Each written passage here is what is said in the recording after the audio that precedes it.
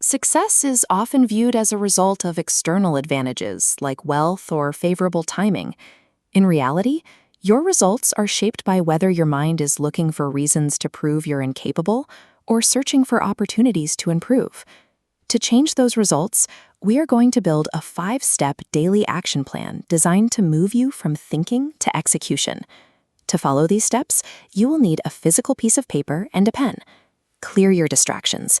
The effectiveness of this exercise depends on the intentionality you put into writing it down.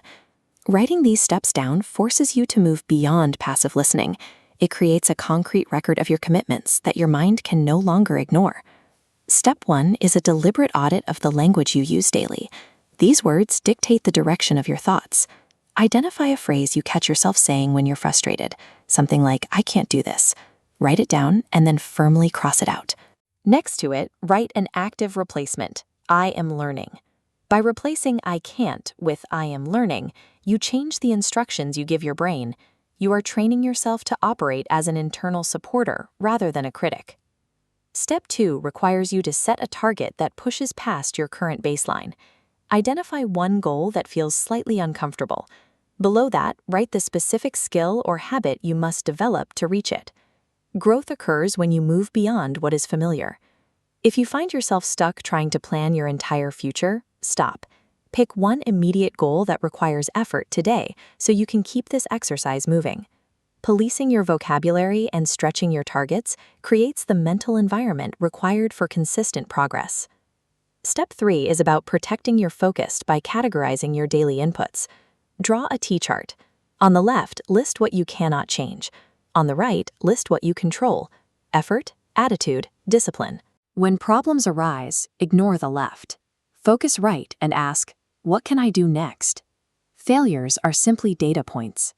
Instead of seeing a setback as a reason to stop, use it as information to adjust the actions in your control column. Focusing exclusively on your control column ensures your energy is always spent on actions that produce results, rather than on anxieties you cannot influence. Step 4 is the curation of your environment. You must protect the way you process information. Identify one negative input to remove from your day, perhaps a specific social media habit, and one positive standard to add, such as reading 10 pages of a book by someone you admire. Attitudes and habits are contagious. Spending time with growth-focused people raises your own standards naturally. Step 5 is the foundation of the entire process, the rule of imperfect action. At the bottom of your page, write your final commitment. This must be the smallest possible action you can take toward your goal before this day ends. Waiting for perfect conditions or the total absence of fear is a trap. Those conditions do not exist. Confidence is earned through repetition and movement. It is the result of action, not the prerequisite for it. Executing a flawed action today is more valuable than planning a perfect one for tomorrow. The document you've just created has turned an abstract idea into a specific set of instructions. Winning is not a single achievement. It is the cumulative result of repeating these small decisions every single day. The test of this mindset begins the moment this video ends. Your next decision determines whether this remains an exercise or becomes a change in behavior. Stop watching right now. Go out and execute the single, small action you wrote at the bottom of your page. The only factor separating those who dream from those who succeed is the decision to start.